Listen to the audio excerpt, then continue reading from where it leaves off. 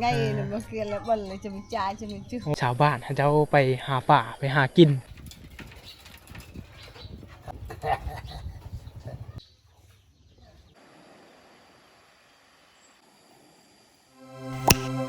ครับทักทายสบายดีสวัสดีพ่อแม่พี่น้องทุกคนนะครับตอนนี้เบาคุยกับเบาโนดจะพาพี่น้องมารับชมหมู่บ้านเอาโฮเอาไว้หรือว่าบ้านเกลงนะทุกคนหมู่บ้านนี้จะอยู่ที่กลุ่ม4เมืองสมุยแขวงสารวันทุกคนแต่ก่อนที่จะหอดจะถึงหมู่บ้านท่านเจ้านี่ต้องเด็กข้ามน้ำตัวนี้ก่อนอันนี้ก็คือน้ำเซโปนทุกคนแต่ว่าดีที่คนชาวบ้านท่านเจ้าเฮ็ดครัวหรือว่าสะพานไม้ทุกคนก็เลยเฮาสามารถข้ามไปได้ทุกคนตอนนี้พวกเขาจะพาพี่น้องมารับชมวิถีชีวิตชาวบ้านหรือว่าเพื่อนสารบ้านช่องในเขตกลุ่ม4หมู่บ้านลึกลับทุกคนหมู่บ้านนี้จะเป็นหมู่บ้านอยู่ในได้และจะพาพี่น้องมารับชมอันนี้ก็คือทรายน้ำเซโปนทางนั้นจะเป็นครัวไม้จะเป็นครัวที่คนชาวบ้านเขาเจ้าเฮ็ดเนาะเฮ็ดด้วยมือของเขาเจ้าเองได้แล้วก็เจ้าจะสร้างครัวตัวนั้นเพื่อสามารถไปเมืองไปหาซื้อของกินไปหาซื้อของใช้เนาะแม่น้ำนี่ก็สวยงามทุกคนเนาะทางนั้นเราสามารถแนมเห็นภูเขาเนาะหมู่บ้านเขาเจ้านี่น่าจะมีไฟฟ้าทุกคนบอกว่าคุยเห็นสายไฟฟ้าหรือว่าเสาไฟฟ้านะเนี่ยเบิ้งอันนี้ก็คือบรรยากาศอยู่กลางทางที่เราเดินทางเนาะทุกคนก็เย็นสบายได้ตอนนี้ได้เพราะว่าเราอยู่ใกล้น้ำเซโปนเนาะโอเคถึงได้กับภาคพี่น้องติดตามไปนำกันเนาะในการเราจะมารับชมวิถีชีวิตชาวบ้านเนาะไปเดินทางกันต่อทุกคนเนาะเพิ่นไปเนี่ยงประหยัดเลยอ๋อนอกกล้องเอามั้งเนี่ยเนาะโอ้กลองอาตึบอันนี้ก็คือหวังอาตึบทุกคนชาวบ้านเขาจะไปหาป่าไปหากินเนาะชาร์โนเวลมาใครชาร์โนเวลเคร่งเลยตัวมาเอาหัวเอาไว้แล้วมาใครเนี่ยกันนั่นนู่นเลยนั่นที่เราใครนั่นมันนั่นเราใครเลยโปตุกีเลยเลยเชฟแวลตัวเดียวกลัวเอาไว้เลยกลัวไปเอาเลยกลัวแวลไอนอมมาฮะไปให้เลยเวทไปให้เอาหัวไว้เรื่องเลยปวนแว่เลยแหละตัวเดียวเลยปวนดึงปวนงานตลอดนะปวนมาซะเลยโอ้ปวนงานตลอดละใครเนี่ยตัวเดียวตลอดกูบ่อยเลยตลอดมาซากูบ่อยโอ้ใครเนี่ยกันนานหน่อยเลยมันมีหลายบ้านทุกคนมีประมาณ8บ้านแล้วก็เข้ากับเบาโนดจะพาพี่น้องมารับชมวิถีชีวิตชาวบ้านการเป็นอยู่ของเขาเจ้าเนาะหรือว่าเฮือนซานเป็นแบบใดตามที่พี่น้องเห็นในการเดินทางนี่ก็สวยงามทุกคนได้เห็นภูเขาได้เห็นทรายน้ำเซโปนที่ไหลมาเนาะอันนี้ก็คือเส้นทางในการเดินทางในการได้เห็นพวกอ้ายเพิ่นมาหากินเนาะกับน้องเฮ้ยจ้าแก้วหนังจ้าแก้วให้ขนมให้น้องเพิ่นก่อนไปหากินใจนะขอบใจโอ้โหไปกับพ่อลูกบ่เนี่ยอาไก่เลยอาไก่ว้าวเอาคำเอิญขอบใจทุกคนอันนี้ก็คือวิถีชีวิตชาวบ้านเจ้าไปหากินหาปลาทุกคนป้ากับบ่ค่อยหลายปานใดทุกคนเนาะเพราะว่าเนื่องจากคนชาวบ้านเจ้าก็ไปหากินหาอยู่แบบทีแหละมันมีหลายคนและก็มีหลายหมู่บ้านไปหากินตามสายน้ำเซโปนเนาะทุกคนเอาไปบาทนี่โอเคจะเดินทางกันต่อทุกคนเนาะเขาจะเดินเข้าไปหมู่บ้านเจ้าเลยเนาะบ้านที่เขาจะเข้าไปนี่ก็ได้ยินอายเพิ่นว่าบ้านเกลงเนาะทุกคนบ้านเกลงเขาจะพาทุกคนมารับชมบ้านเกลงก่อนหมู่บ้านนี้จะเป็นหมู่บ้านที่เขายังไม่เคยไปจากเถื่อเนาะก็คือครั้งแรกที่เขาได้ไปเลยนี่เนาะเส้นทางก็บ่ค่อยฮู้ปานใดทุกคน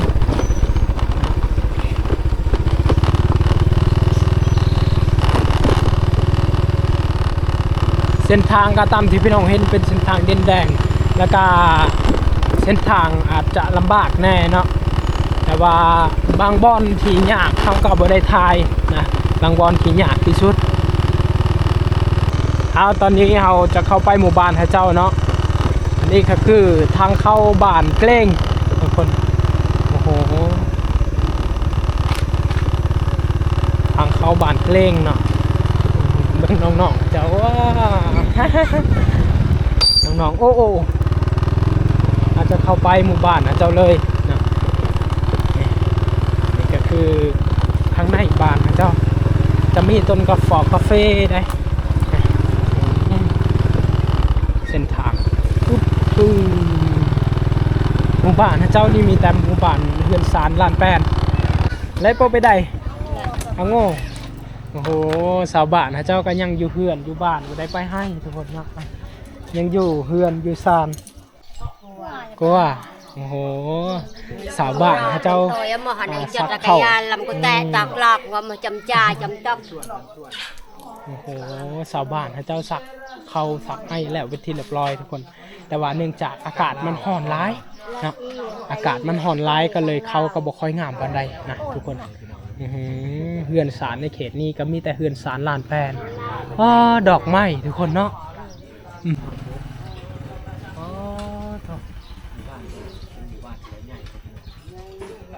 อันนี้ก็คือมันออกดอกเลยทุกคนมันออกดอกก็งามเลยเนาะ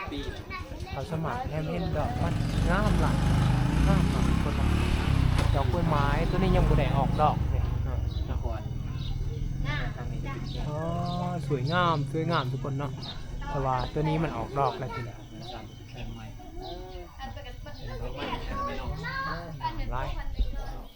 หมู่บ้านฮะเจ้านี่มีไฟฟ้ามีสัญญาณโทรศัพท์ทุกคนมีอินเทอร์เน็ตเนาะจะเป็นหมู่บ้านที่บ่ตัดขาดจากโลกภายนอกได้หมู่บ้านนี้ก็คือหมู่บ้านที่มีสัญญาณมีไฟฟ้าทุกคนเนาะอันนี้ก็จะมีพักพระเจ้านี่ส่วนพักก็งามนี่มีพักหลายๆอย่างทุกคนเนาะพักนี่เขาเจ้าเฮ็ดแบบนี้เลยเนาะบางคนก็เฮ็ดส่วนใหญ่แบบนั้นเนาะ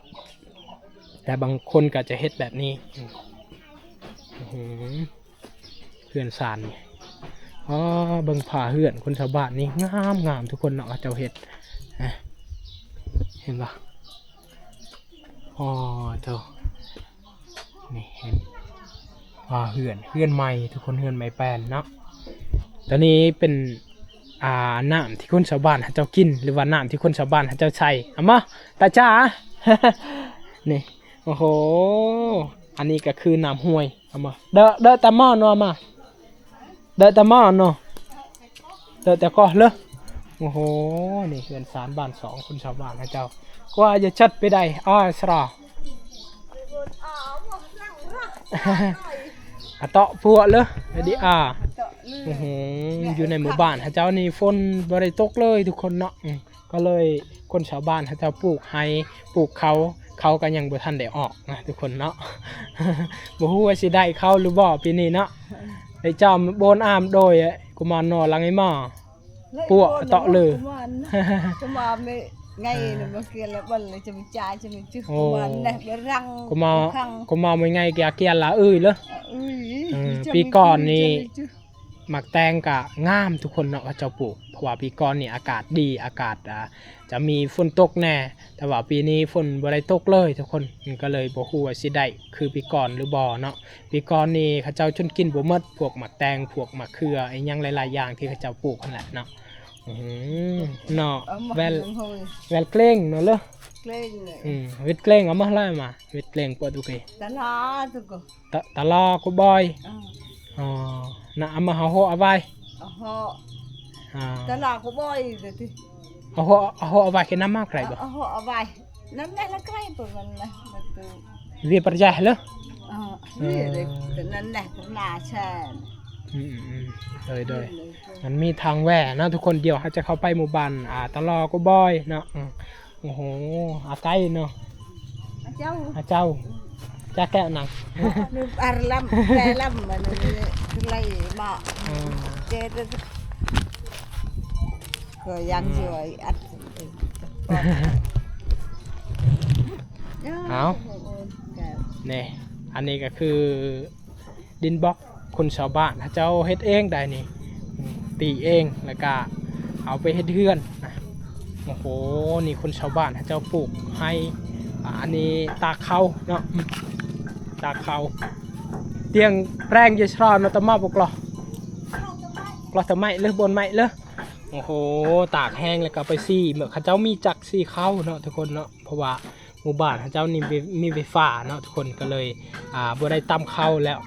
ก็คือหมู่บ้านที่หลายหมู่บ้านบ่คุยได้ไปนี่ก็ยังใช้ชีวิตแบบดังเดิมยังตั้มเข้าเนาะทุกคนแต่ว่าหมู่บ้านนี้บ่ได้ตั้มเข้าแล้วเพราะว่าข้าเจ้ามีไฟฟ้ามีสัญญาณเนาะสัญญาณก็มีโอ้อามาตาตะดุงนะตาจ้า น้องๆเขาเจ้ากำลังเฮ็ดกินนี่ว้ากำลังเฮ็ดกิน เฮ็ดกินเองเลยนี่อยู่ไหนเอามากรอกไงกรอกเตี้ยว ตำมักพริกทุกคนโอ้โหนี่ว้าวเพื่อนเขาเจ้านี่มีแต่เพื่อนลังงามๆนะทุกคนมีแต่ลังใหญ่ๆเนาะเพื่อนสารลานแปลนหมดเลยนะนี่ว่าคนชาวบ้านก็บ่ได้ไปใส่เนาะยังอยู่เฮือนอยู่ศาลนี่โอ้โหไปอย่างเลาะไปเรื่อยทุกคนหมู่บ้านฮะเจ้านี่มีหมักม่วงนี่อันนี้ก็คือหมักม่วงไป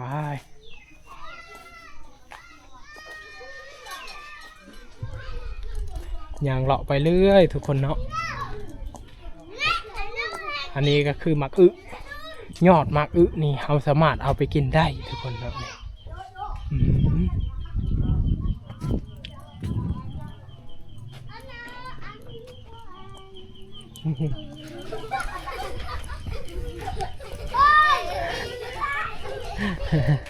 น้องๆค่ะเจ้าเฮือนสารก็จะมีเฮือนไม้พุงไม้ไผ่นะบายยังเลาะออมหอบหมู่บ้านเขาเจ้านะทุกคนเขาเจ้ามีหนองปลานี่เห็นปะอันนี้ก็คือหนองปลาของคนชาวบ้านเขาเจ้าเนาะบ่อเลี้ยงปลานี่น้ำก็สะดวกสบายหมู่บ้านเขาเจ้านี่เพราะว่าเขาเจ้ามีน้ำห้วยเอามาจากภูเนาะอยู่นี่ก็จะมีโรงเรียนปฐมสมบูรณ์ของหมู่บ้านแกล้งทุกคนเนาะเขาเจ้าจะมีโรงเรียนเนาะให้น้องๆเขาเจ้าได้เรียนแต่เมื่อจบปฐมแล้วเขาจะก็ต้องไปเรียนอยู่เมืองสมุยเนาะหมู่บ้านเขาเจ้าเป็นหมู่บ้านที่ดุมั่นเขาเจ้าปลูกกาแฟปลูกมะกล้วยเนาะแต่ก็เลยบ่ได้เห็นเฮือนศาลของเขาเจ้าปานใดเนาะไป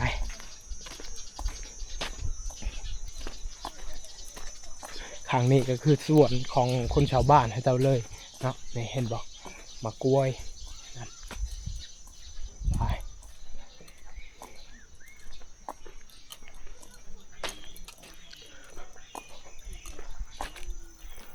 อันนี้ก็คือสายน้ำเซโปนเนาะทุกคนเลย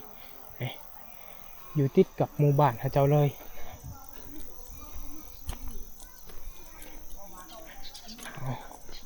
ตอนนี้คนชาวบ้านบางคนก็บ่ได้อยู่เหือนเลยทุกคนเนาะ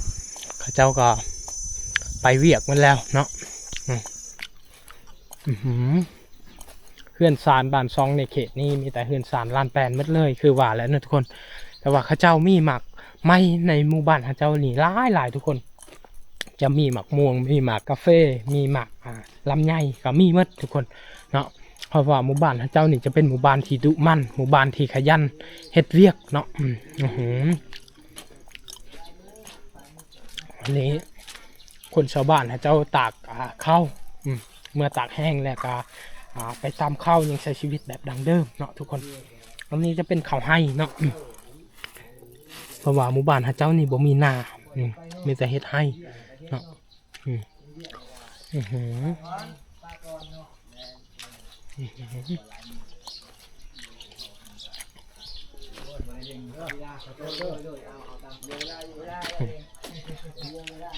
หมากลำใหญ่ก็มีเห็นป่ะเริ่มจะมีหมากแล้วทุกคนแต่ว่ายังบุสุกนี่เห็นป่ะอันนี้ก็คือหมากลำใหญ่ป่ะไปครับพี่น้องสำหรับหมู่บ้านเพลงตามที่พี่น้องเห็นก็จบไว้เพียงเท่านี้ทุกคนเนาะหมู่บ้านเจ้านี่ก็คือว่าเนาะจะมีแต่เฮือนศาล านลาดแป้นมีแต่เฮือนหลังใหญ่ๆเนาะแต่ว่าวิถีชีวิตชาวบ้านนี่ก็เป็นวิถีชีวิตที่เรียบง่ายเฮ็ดให้เฮ็ดสวนเนาะทุกคนแต่คนชาวบ้านเขาเจ้าก็ยังอยู่ติดสายน้ำเซโปนอีกก็สามารถหากินหาอยู่ตามธรรมชาติเนาะหาปูหาปลาเซโปนได้ทุกคนแต่ว่าหมู่บ้านนี้ชาวบ้านเขาเจ้าบางคนก็ให้ถ่ายบางคนก็บ่ให้ถ่ายก็เลยบอกคุยกับขอจบไปเพียงเท่านี้ก่อนทุกคนก็จังได้อยากขอให้ทุกคนกดไลค์กดแชร์กดติดตามเบาคุยเพื่อเป็นกำลังใจเห็นคลิปต่อไปทุกคนก็อยากขอให้พี่น้องอยู่ดีมีแรงสุขภาพแข็งแรงร่ำรวยมัดสุขสุขคนเด้อบ๊ายบาย